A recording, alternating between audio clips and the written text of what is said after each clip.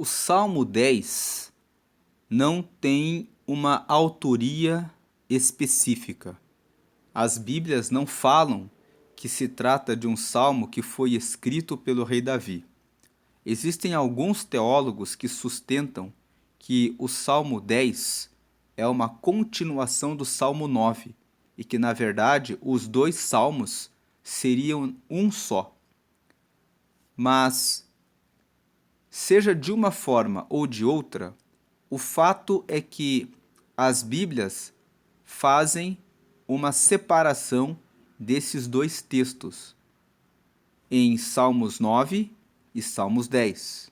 Então, vamos fazer a meditação do Salmos 10 tal qual nós encontramos nas Bíblias, como textos separados. Nessa linha, o Salmos 10, de maneira sucinta, fala a respeito das características do ímpio. O ímpio é aquele que pratica a maldade.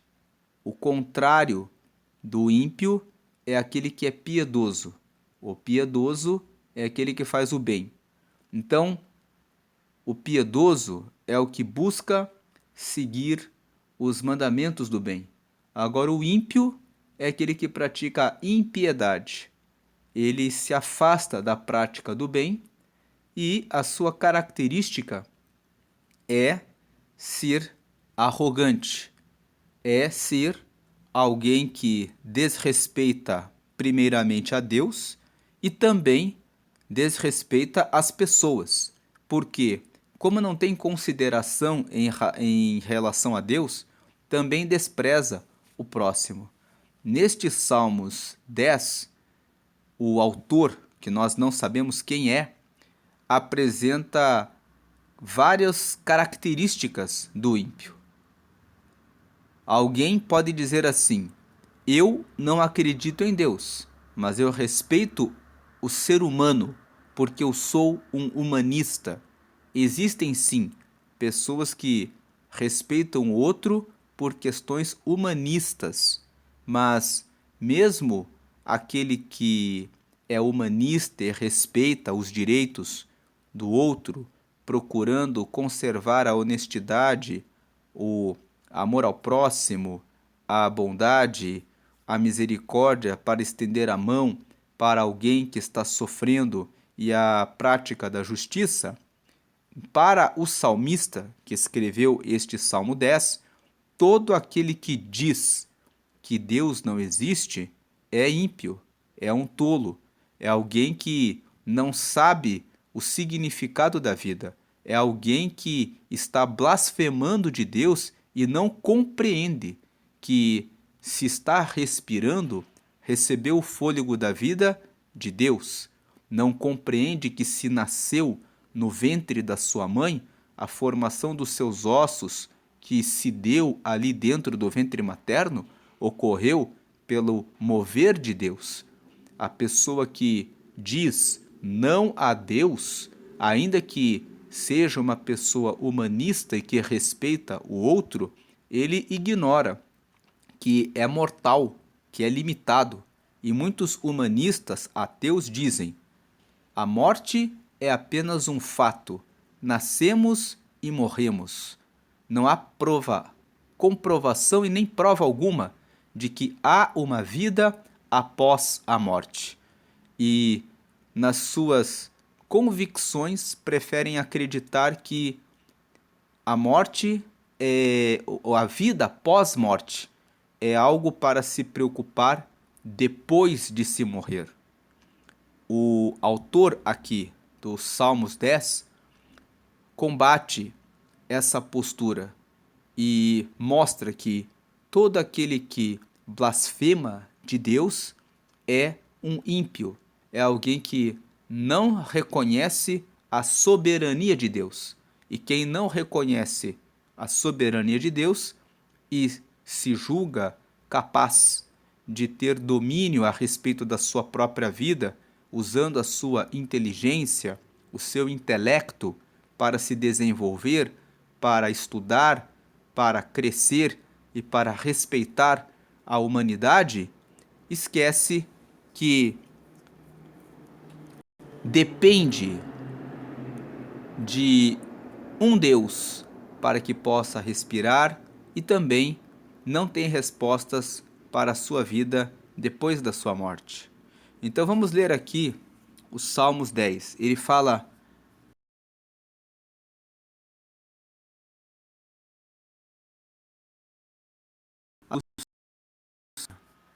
os ímpios, na sua arrogância, perseguem furiosamente o pobre. Sejam apanhados nas ciladas que maquinaram. Aqui nesse versículo 2, ele está se referindo àqueles ímpios que realmente praticam a maldade e que também não respeitam o próximo. São os ímpios que não dão importância ao próximo, são arrogantes e dizem: nós fazemos o que queremos, perseguimos a quem queremos. E quando ele fala perseguem furiosamente o pobre, ele está falando que perseguem aquele que é indefeso, aquele que muitas vezes é mais frágil. O pobre aqui pode ser uma criança, pode ser uma mulher, pode ser um idoso, pode ser alguém que, ainda que tenha força, pode não saber como fazer a defesa em relação ao direito, a alguma questão em relação à legislação, pode ser aquele que é o fraco em uma relação de um contrato, onde a pessoa pode estar sendo enganada, vítima de um engano praticado por um ímpio desonesto que pensa: eu sei como enganar o próximo. Então o ímpio, na sua arrogância, na sua autoconfiança de que ele pode fazer tudo o que ele quer, ele persegue furiosamente o pobre. Sejam apanhados nas ciladas que maquinaram. O salmista aqui deseja e pede a Deus que eles sejam apanhados nas ciladas que maquinaram. Ele pede que eles sejam apanhados nas ciladas que maquinaram para Deus. Ele acredita em Deus, o salmista, e ele deposita plena confiança de que Deus é um Deus de justiça e que realizará a sua justiça e que alcançará o ímpio na sua arrogância quando ele menos esperar. O salmista aqui mostra que ele tem certeza de que o ímpio, cedo ou tarde, receberá a sua consequência, receberá o castigo da semente que ele planta. No versículo 3, ele continua explicando porque o ímpio, ele gloria-se do desejo da sua alma, bendiz ao avarento e blasfema do Senhor. Aqui nós vemos então que o salmista começa a apresentar as características do ímpio. Ele fala que o ímpio, ele é arrogante, ele gloria-se, ou seja, ele conta vantagem. Ele fala: eu faço o que eu quero, o desejo da minha alma se realiza. Eu toco em que eu quero, em quem eu quero, eu faço trapaças, mentiras, enganos e consigo vantagens em tudo que eu faço. Ele bendiz ao avarento, porque o ímpio pratica o mal. Então ele gosta da companhia dos que são iguais a ele, dos que amam o dinheiro, dos que fazem qualquer coisa por dinheiro. O avarento é aquele que ama a riqueza a qualquer custo. Então, para que o avarento engane alguém, seja desonesto num contrato e faça qualquer tipo de maldade para enriquecer, ou para que o avarento retenha o dinheiro e não contribua com o pobre, com aquele que necessita, é algo normal. E o ímpio concorda, ele diz que o avarento é o bendito e ele blasfema do Senhor. Ele diz: Deus não existe, nós fazemos o que queremos, não há ninguém para nos parar, para nos impedir, para nos barrar de fazer o que queremos. No versículo 4, por causa do seu orgulho, o ímpio não investiga. Todas as suas cogitações são: não há Deus. Então o ímpio, ele, na sua arrogância, no seu orgulho, na sua prepotência, na sua soberba, ele diz: nós não temos que pensar a respeito de Deus. Ele simplesmente não existe. Olhe para o mundo, quantos que sofrem e não há quem os defenda. Então, eu vou ser mais um opressor, eu vou ser mais um que vou ganhar vantagens e não serei punido, porque não haverá nenhuma consequência em relação ao que eu fizer. Tudo que eu quero é receber vantagens e satisfazer o meu orgulho. É assim que o ímpio pensa, e o ímpio pensa: não há Deus. No versículo 5, o salmista fala: os seus caminhos são sempre atormentadores, os teus juízos estão longe dele, em grande altura. Trata com desprezo os seus adversários. Veja que o ímpio sempre tem caminhos do mal. Os juízos de Deus estão longe dele, e ele trata com desprezo os seus adversários. 6. Diz em seu coração: não serei abalado, porque nunca me verei na adversidade. 7. A sua boca está cheia de imprecações. Imprecações são palavras que pedem a desgraça de outras pessoas, de enganos e de astúcia. Debaixo da sua língua há malícia e maldade. Versículo 8: põe-se nos cerrados das aldeias, nos lugares ocultos mata o inocente. Os seus olhos estão ocultamente fixos sobre o pobre. O ímpio é aquele que fica prestando atenção para ver se pode colher algum benefício das suas vítimas. E ele sempre está prestando atenção nos que são mais fracos. É na criança, é no idoso, é na mulher, é naquele homem que não tem a informação suficiente para fazer aquele contrato, assinar aquele negócio, porque ele está sempre buscando obter vantagem. Versículo 9. Arma ciladas em esconderijos, como o leão no seu covil. Arma ciladas para roubar o pobre. Rouba-o, colhendo-o na sua rede. Versículo 10. Encolhe-se, abaixa-se, para que os pobres caiam em suas fortes garras. Aqui, o versículo 10 está dizendo que eles fazem de tudo para convencer os pobres a caírem nas suas fortes garras, ou seja, eles são poderosos para fazer o mal. Versículo 11: diz em seu coração: Deus esqueceu-se, cobriu o seu rosto e nunca verá isto. Versículo 12: isso é o que o ímpio fala. Agora o salmista fala para Deus: levanta-te, Senhor. Ó Deus, levanta a tua mão. Não te esqueças dos necessitados. Existe aqui um pedido de socorro para que Deus se levante do seu trono, para que Deus levante a sua mão, para que Deus não esqueça dos pobres, dos necessitados, para que Deus levante proteção a eles. No versículo 13, ele pergunta ao salmista: por que blasfema de Deus o ímpio, dizendo no seu coração que tu não inquirirás? Versículo 14, tu o viste, porque atentas para o trabalho e enfado, para os tomares sob tuas mãos. A ti o pobre se encomenda, tu és o auxílio do órfão. Versículo 15, quebranta o braço do ímpio e malvado, busca a sua impiedade até nada mais achares dela.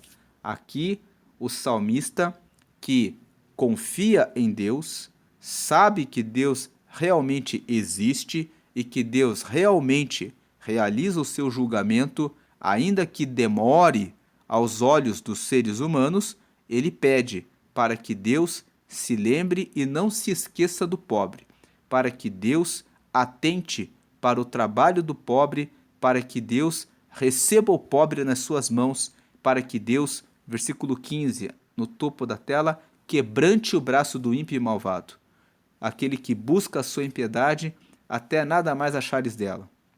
Que Deus busque o mal deles e faça justiça até não existir mais o mal neles.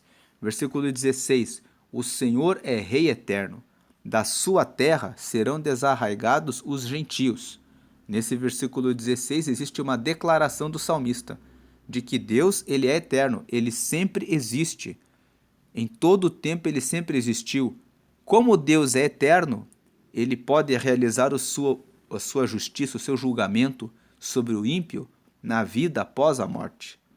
Talvez algum ímpio pode reinar na terra, mas para onde a vida dele irá depois da morte?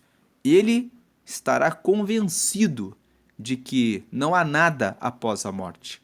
E ele diz: quem defende a vida após a morte e prega o reino de Deus e a salvação, não pode garantir que isso existe. E tudo isso é uma grande balela. Porém, ele é tão tolo, tão cego na sua arrogância e no seu orgulho de dizer que não há Deus, que ele não para pensar pelo outro lado. E se os cristãos estiverem corretos? E se realmente existe a vida após a morte?